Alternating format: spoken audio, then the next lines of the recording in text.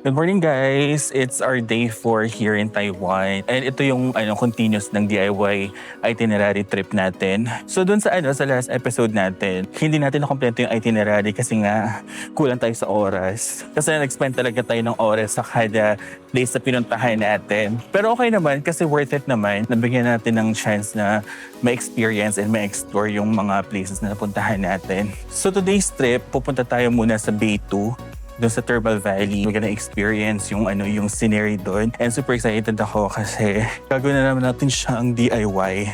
So on a budget mode pa rin tayo. Sasakay pa rin tayo ng LRT. Ba't LRT? Sasakay pa rin tayo ng metro papunta dun sa Bay 2. Hindi tayo magta-taxi or magbubuk sa Klook or anything at all. So dito pa rin yung daan natin papuntang Taipei Main Station, and sabi ni Google, sasakyan pa rin natin yung red line, which is Tamsui Xinyi line. Meron 12 stops bago natin mapuntahan yung Bay 2 station. It takes us 21 minutes. Okay, in fairness 21 minutes lang. So hindi naman ganun katagal talaga yung biyahe. At saka tayo naman kasi kaya medyo mabilis lang. Tapos sabi ni Google sa akin, mag-enter na tayo sa Z4. Hanapin natin sa side na to yung Z4. Tapos hindi natin kailangan tumawid sa kabila. Actually, pwede ka naman tumawid kasi madali lang naman siya. Ang gagawin ko is sundin na lang yung yung nasa Google para at least alam natin kung ano yung mas okay or worth it ba na sundin yung instruction ni Google. Kasi alam mo guys, kahapon, sinundan ko si Google yung pag-exit sa Taipei Main Station. So tapos sinundan ko naman siya, tapos feeling ko ang layo ng iikutan ko. Which is surprisingly, yung sinunod ko si Google, in fairness, dito ka sa part na to, ako lumabas, malapit na siya. Kaya siguro na rin yung gagawin natin. Sundin na natin si Google. Mali mo naman. So yung tatawid tayo dito. So as usual, malamig ngayong panahon guys. Ang sarap sa feeling. Sarap maglakad. Oras pa lang din naman. Alas 8 pa lang. Siguro kaya naman natin hanggang before 12. Tapos after nun, mag-lunch tayo. Tapos lipat na tayo sa next itinerary natin. Nakita ko na yung Z6, pero nandun pa ata sa dulo yung Z4. So yun yung pupuntahan natin. So yun na guys, nakita ko na yung Z4. So yun guys, nag-decide ako na mag-enter na lang sa Z4 pero using elevator para mas madali.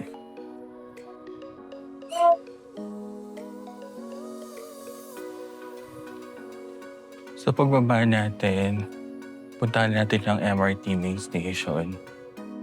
Sundin na natin yung sign. So pag ganun yung Taipei main station, on the left. Dahil bigyan mga tao dito kay rush hour. Para nakatakot mag-ingay.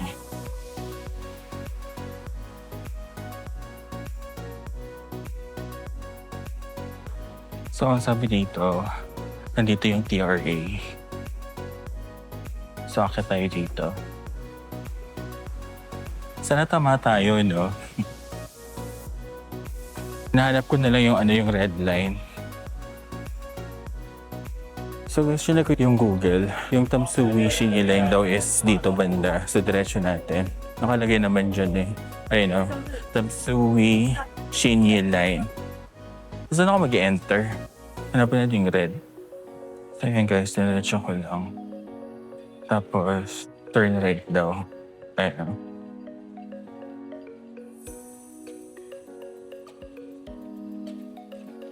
Ayun nakalagay, Tamsui Xinyi line.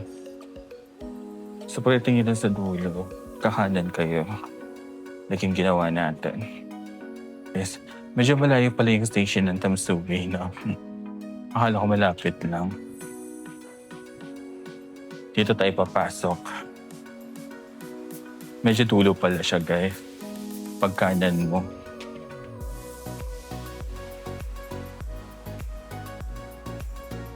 Kaya saan na tayo sa baba ng platform. Tapos dito tayo sa right side sa Tamsui.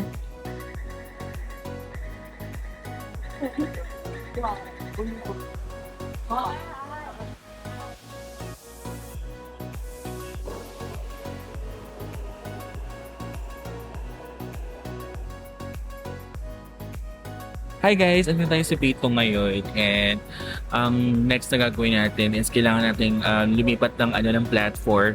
So from Tamsui, Shinbi Station or platform kailangan natin lumipat sa Shinbi 2. Dito tayo dumaan kanina guys. So dito yung platform natin.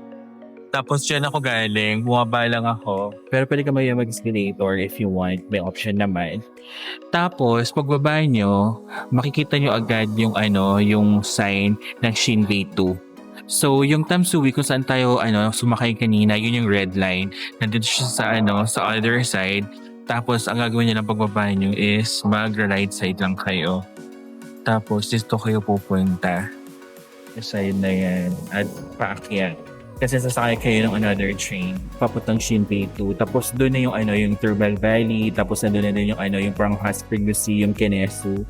So yun yung gagawin natin. Nakakaloka guys kasi si Google nagbigay ng instruction sa akin. Sabi niya from Bito daw, pwede na daw ako mag-walk ng 28 minutes into Thermal Valley. Nakakaloka 28 minutes. Anong tingin niya sa akin? Ay, ang layo-layo. Tinignan ko sa mapa. Sobrang layo talaga guys. So hindi yun advisable. So pag pupunta kayo dito at sinabi ni Google na from Bito maglalakad kayo ng 28 minutes, guys, huwag niyong gawin ha. Sumakay kayo ng pink platform na Shinbei 2 at doon kayo bababa para makapunta kayo dun sa area kung saan nandun yung Thermal Valley. Anyway guys, ang ginamit ko ulit is yung AC card natin. So I think using AC card, pwede natin gamitin yung papuntang pink line which is new sa Shinbei 2. So let's go guys and let's explore the area. So nag right side na ako tapos umakit ako dito. Ayan. O diba? Kabog. Tapos pagkakat nyo, may makita na kayo na signage. Sabi nyo, waiting area for Shinbei 2 branch line. Ayan. So 35 meters daw. So doon? I think ito na ata yun. Ito na pa? Or doon pa? Ayan na, Shinbei 2.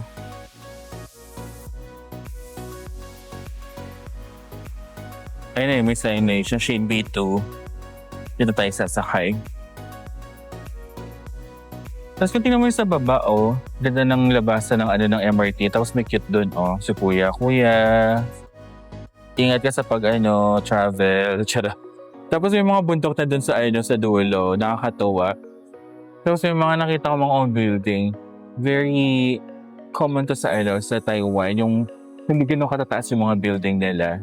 Pero sa Ortigas, yung mga building natin doon, lalo yung mga strata, mga ganong level.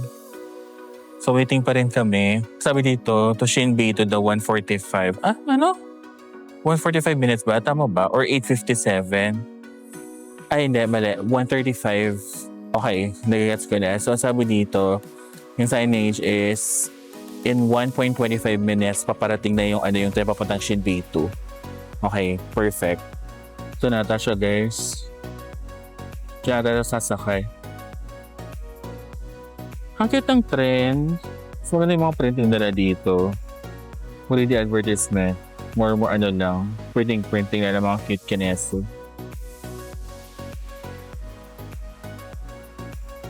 Ayan, sasakay natin yes. In fairness, wala masyadong tao. Tayo lang. Hindi ko naman ba't hindi masyadong puntahan ng tao to. Or baka ako lang talaga. Pero ang ganda ng loob ng yung Shinbei 2. Tingnan niyo guys,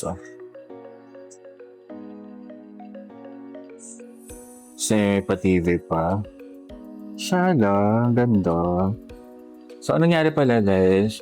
Di ba papunta dito yung trend? Parang last station pala siya. So, ang gagawin niya is babalik din siya dun sa pinaka dulo ng Shinbei 2. Pero mas pumunta dito na ganitong oras kasi walang tao. Feeling ko pag weekend, mas maraming tao dito. Ayun kasi weekdays kaya parang hindi siya puntahan ng mga turista. So, sana ganun din dun sa Thermal Valley. Wala masyadong tao para makapag-relax tayo at yung tayo ma-pressure. So yun guys, nakababa na tayo ng platform. Ito yung train, tapos ito yung pababa. Kaya ako mag-stairs, pagkita tayo ng elevator or escalator. Actually, meron na elevator, pero magana na tayo, escalator tayo. Ito yung mga ideal ko na na bakasyon eh. Yung alam mo yon, yung super chill, yung hindi man crowded, wala masyadong tao. Tapos maganda yung weather. Alam mo yung kahit maaraw, malamig yung klima. Ito yung pinaka-perfect talaga. Kaya I love Taiwan. I love Taiwan. Ay, may Christian din dito, napansin ko. Jesus loves you. O, baba na tayo. Check ako ng area na to dito sa mismong Shinbei 2 na station. Tapos may nakita akong parang Starbucks. So siguro ang gagawin natin, mag-Starbucks muna tayo, mag-coffee muna tayo kasi hindi pa ako nagko-coffee. Hindi ko alam kung may mga coffee doon. Pero hindi ko kasi maintindihan, puro Chinese. Ang naiintindihan ko na doon yung may mga milk tea. Merong ganun, may mga juices, may mga soft drinks. Pero yung coffee, may nakita akong coffee pero hindi ko alam kung talagang legit na coffee yun. Yun yung gagawin mo natin, maghanap tayo ng coffee shop dito. Sana makita natin agad yung Starbucks. So, ito na siya, guys. Ito na yung labas ng Shinbei 2. So, from here, lalakarin na natin. Kaya tayo ng parang mapa. May mapa kaya sila dito? Ito siya. Nandito yung station natin. Nakita ko yung thermal. Nandito siya, Thermal Valley. So, parang parang medyo malayo yung lakaran to So from here, lalakad tayo, basta ito ata. Ayan, tapos ito yung pinakadulo yung thermal. Ito sa mga nakaka-proud na moment para sa akin. Yung mag-isa ka lang, nagta-travel ka, tapos wala kang mga kasama, tapos yung mo lang, ang guide mo lang is yung Google. Masarap rin sa feeling pag na nagawa mo yung instruction. Iba yung fulfillment, guys. So guys, nakita ko na kung saan banda yung Starbucks. So from here, parang 2 minutes lang. Nandun na ako. So sinusundan ko lang yung mapa. Dito tayo, guys. So tatawidan tayo dito. Tapos doon tayo pupunta. Sa dulo na yun. Ayun guys, nakita ko na yung Starbucks. Tatawid lang tayo. Tapos katabi niya McDonald's na kain ulit tayo. Check muna natin yung Starbucks. No. And $7.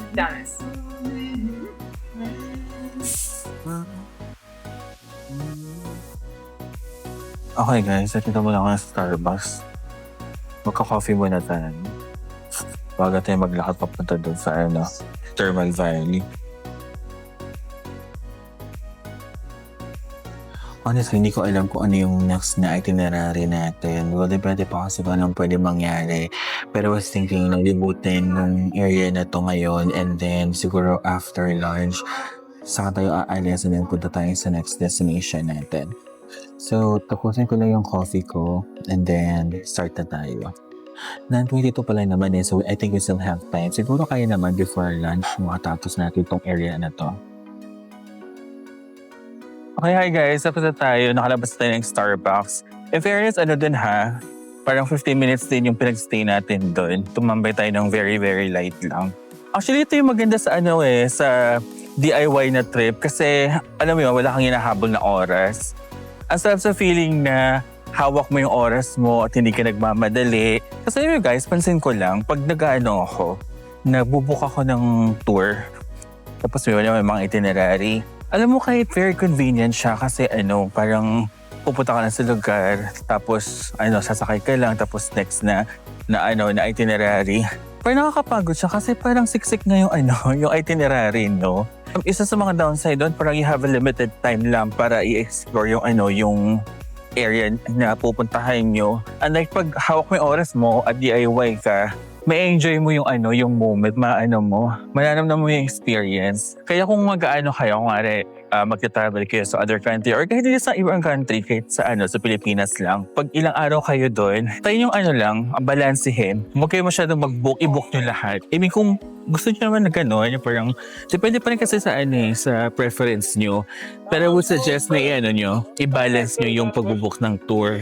And at the same time, mag-DIY kayo. Tsaka guys, maganda rin yung yung nag-DIY kayo tapos yung kayo nag-figure out kung ano yung tamang daan or saan kayo pupunta or nag-follow kayo ng instruction. Alam mo yung feeling na parang you get to see a different side of you. Mas nakikilala mo yung sarili mo. Alam mo yung feeling na kahit walang tumutulong sa'yo, nagawa mo siya. Just like what I'm doing, nag-ano lang ako. Sinusundan ko lang yung Google at dito ako pinapadaanin ni Google. Medyo paakyat siya na very light. Alam niyo guys, pwede naman kayo mag-Uber, mag-taxi. May mga taxi naman. But I chose na lakarin na lang kasi parang 30 minutes lang. Pero kasi guys, yung 30 minutes is depende pa sa pacing nyo kung gaano kayo kabilis. Kung may energy naman kayo, go lang. Feeling ko naman malapit lang naman siya. Ganito pa yung makikita nyo, super peaceful ng vibes. Walang mga katao-tao. Diba, nakakatuwa lang naisipin na parang ang sarap-sarap pag-travel pag mga ganitong moment. Alam mo yun talagang, masasabi mo talaga na sa bakasyon ka. Parang ako, mag-isa lang ako, pero alam mo yun, na-enjoy ko yung yung pagta-travel. Tapos parang may observatory deck dito. Hinende. Ano ito yung pababa? Pero guys, alam mo, meron akong naririnig na na tubig. Ayun na, may nakikita na ako. Dun sa area na yun. Parang sarap pagpa-picture doon. Kaya guys, yung water yung sinasabi ko, oh. May river Kineso na dito. Ang ganda pala. Ganda niya guys, oh.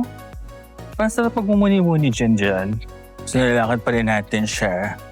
So dito na ako sa area kung saan meron kang makitang mga dito, mga hotel. So if gusto nyong mag-vacation or gusto nyo mag-stay na matagal dito, meron din naman mga hotel na pwede kayo mag-stay. Check na lang sa Klook or sa Agoda kung magkano yung mga price kasi depende pa rin yun sa araw or sa season kung magkano yung per night dito. Pero may mga convenient dito, may mga convenience store dito. Ito may nakita kong High Life. First time ko nakakita ng ganyan. Parang siya, convenience store.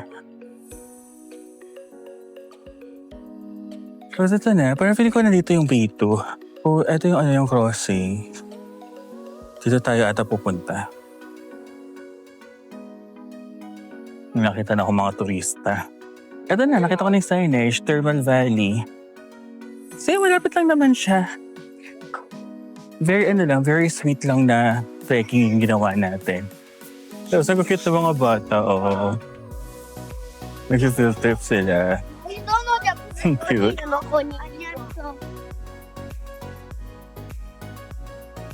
So yun guys, dire-diretso niya lang to.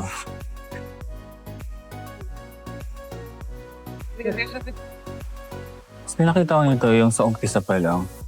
Sa bungad, pinakita kong parang water ka ng natin.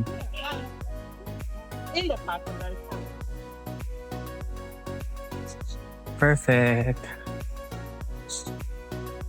So may mga signage siya na. Sige. Pasok na kayo dito guys.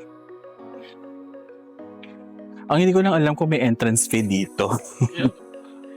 Feeling ko wala naman siguro.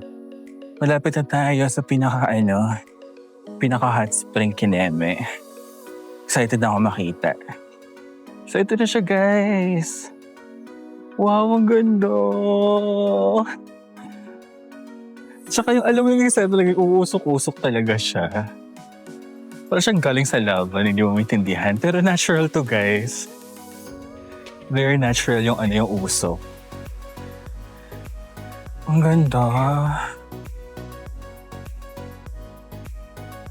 Very relaxing yung vibes dito.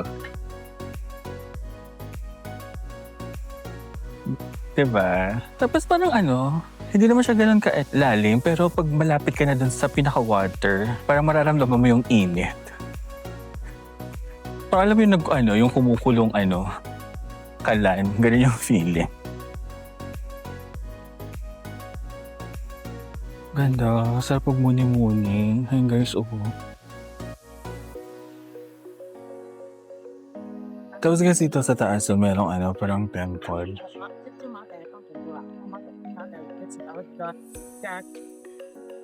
Ayan, grabe yung usok. Makita niyo ba? Pasabog, ang perfect. Ang perfect ng usok. Sunog! Sunog! Charot. So yun guys, nakapag-picture na ako. At ito yung yung view ko today.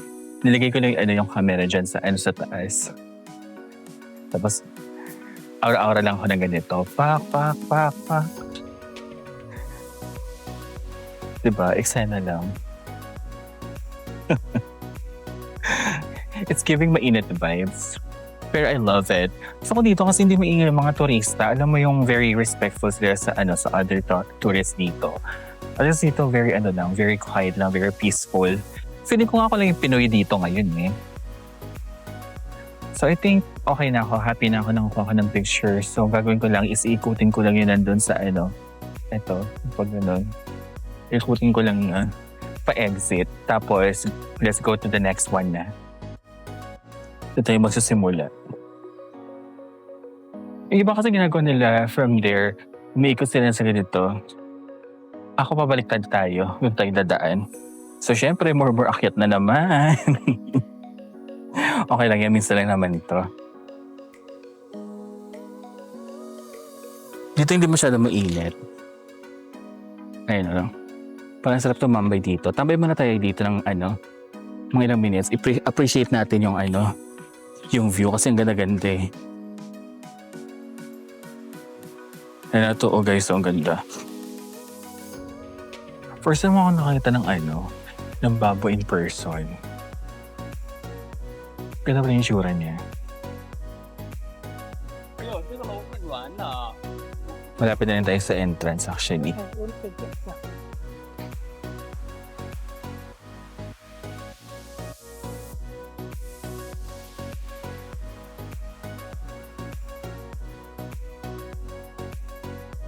So yan. So yun naman, paikot lang naman siya gaya ng sinabi ko kanina. Pero mas maganda yung view doon. Kung gusto yung magpa-picture doon kayo sa kung saan ako naglagay ng camera kanina sa mataas na area. Dito, it's really more muni-muni lang talaga. Ayan. Alam mo yung naaamoy ko, yun sa tubig na umuusok. Para siyang yung, alam mo yung nag-iinit ka ng tubig sa thermal. Ganun na ganun, yung pagbukas mo ng thermal, tapos mainit. Ganun yung amoy niya. Tapos gusto ko yung feeling yung naglalaban yung yung init ng tubig, yung usok, tsaka yung yung lamig ng hangin. It's giving it's giving Encantadia, war. Tiyara. Ito na, malapit na ako sa entrance. At ito na yung itsura ng ang ganda dito. Mas magandang area dito. Mas ma-appreciate mo siya dito sa area na ito.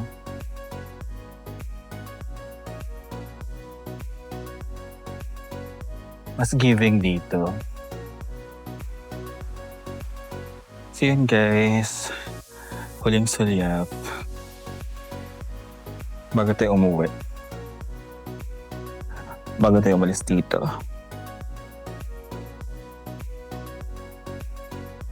So yan, by Hot Spring. Hot Spring.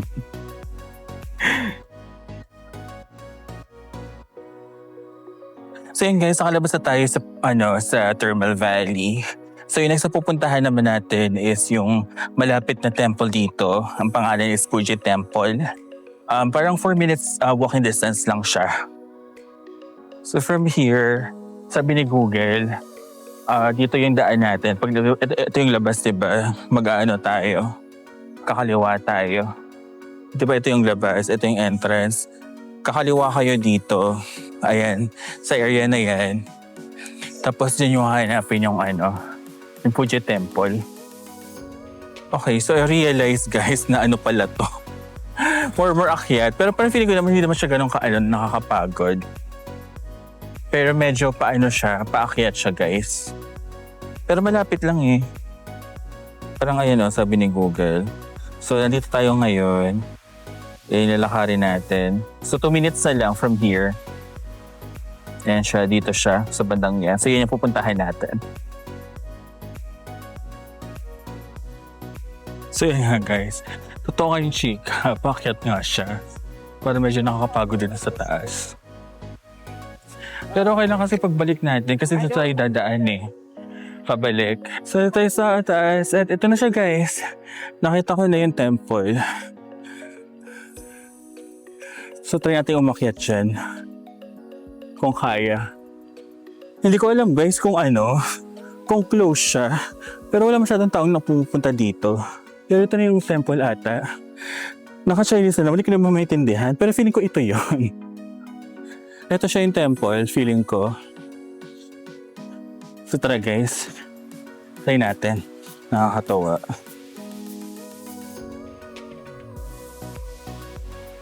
Sokatin lang natin na sobrang haba. So ito yung inakit natin guys. So, try natin kung pwede tayo mag-video dito. Pero ito yung bungad niya. So medyo tahimik muna tayo dito guys kasi temple to eh. Huwag tayo masyado mag-ingay. Pero if you wanna visit this place, okay naman. Ayan siya. Ayan yung temple. Hindi ko na masyado bibidyohan guys kasi holy tsaka sacred na yung place na ito. Just pay respect na lang. Tapos dito sa gilid, merong mga altar din. Tapos may mga lotus flowers doon sa dulo. Ang ganda talaga na itsura ng lotus flowers, no? Isa yun sa mga pinaka-favorite na flower ko eh. Kasi based sa research ko, lotus is one of the unbreakable flower. So kahit bumagyo na at kahit hindi siya nasisira or natitibag. Sobrang tibay niya as a flower. Parang ako, I'm like lotus, unbreakable. Pumunta pala ako sa other side ng temple na to guys. So, tapos ang ganda rin dito. May altar din doon. Tapos may mga upuan. So parang pwede kang tumambay-tambay dito. Tapos, nandun tayo kanina sa baba. So tayo bumaba kanina. So I think okay na ako dito. Ayoko na masyadong mag-stay na matagal dito kasi sobrang tahimik ng area. So I think baba na tayo. Punta na tayo sa next na place dito sa Bay 2. Hi guys, andito tayo ngayon sa Bay 2 Museum. Grabe yung lalakad ko. Hindi lakad actually ginawa ko, hiking eh. Parang hindi kakayanin pag nilakad mo siya kasi paakyat. So ma-advise ko kung makakapag-Uber kayo, mag-Uber na kayo kasi hindi advisable yung paglalakad kasi nakakapagod. Pero ito na yung yung museum. Ito yung entrance niya. Alam mo, buti na lang ang ganda dito.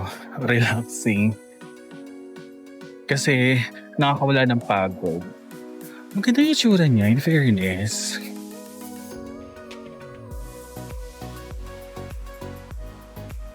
Tignan mo natin yung loob. Ano kaya meron dito? So parang lang siya. Kinem.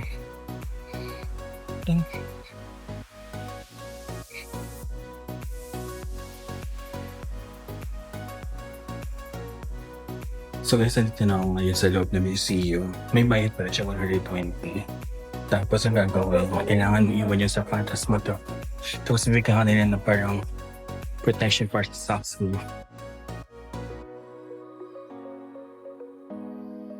Tumba natin dito.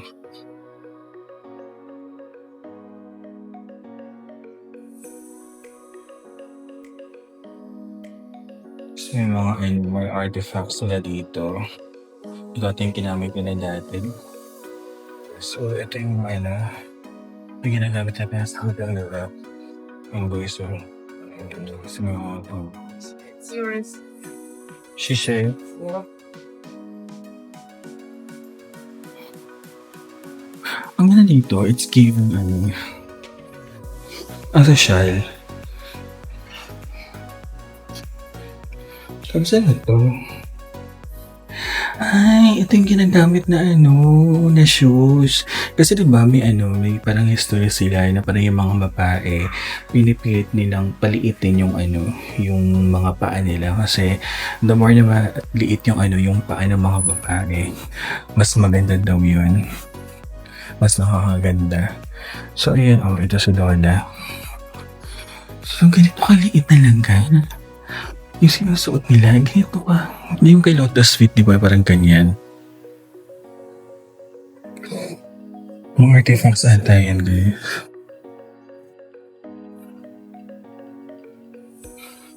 Hindi for sure, sakit-sakit mo. Pero na-amaze ako. Actually, first time ko nakakita ng ganitong shoes. So, na-amaze ako.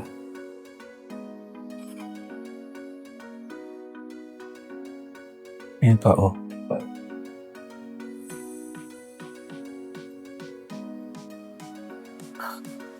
Nakakaya naman mag-ingay dito.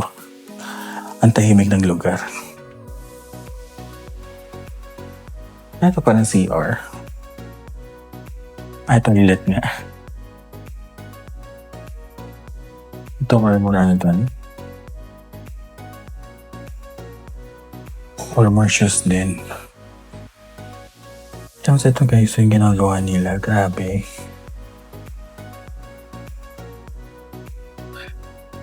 For shoes. Parang puro shoes naman yun nandito guys. Ayun o. Let's come boots. Tapos ito yung parang takong nila. Ganyan ang kaliit, nakakaloka. Ayan o yung mga takong. Tapos ito yung ginagamit paggawa ng sapatos. Grabe, parang sapatos ng bata. Ito may boots pa dito. Shala. Ay, ito guys, so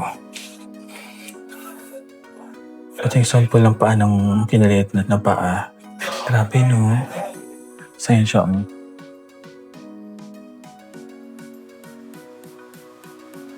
Ito, parang lounge.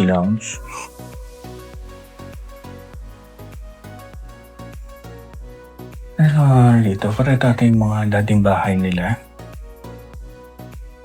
Ay, nakakatuwa naman. So, ito siguro yung yung itsura ng dating bahay ng mga Taiwanese. 18 lang daw. Feeling ko may mga dito. May mga kineso. Ano pumasok dito? Ay.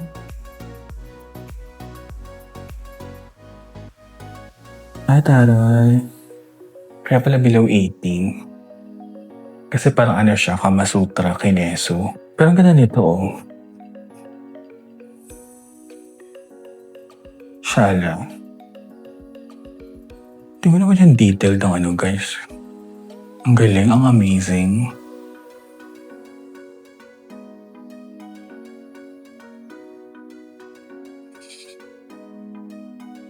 Di ba hawakan to? Parang baka... Ay, nakakaloka naman to.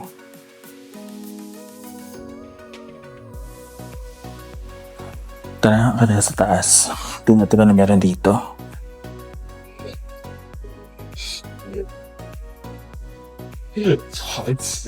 Ano meron dito? Parang lounge. Ayaw nga, parang lounge.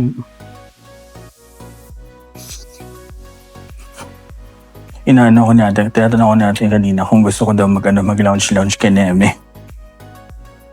Para sa 1,000 plus din.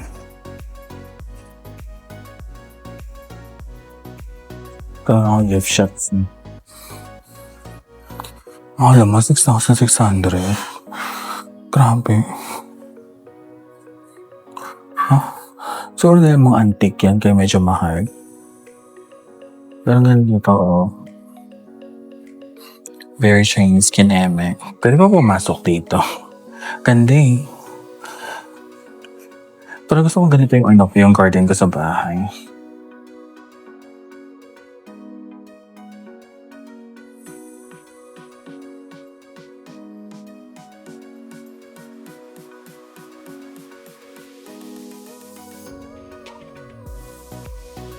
Ayun guys, sumakay na ako ng taxi. Nagpatawag lang ako ng taxi doon sa museum. Tapos ayun, dumating si Kuya. Tapos sabi ko kay Kuya, Shinbei 2.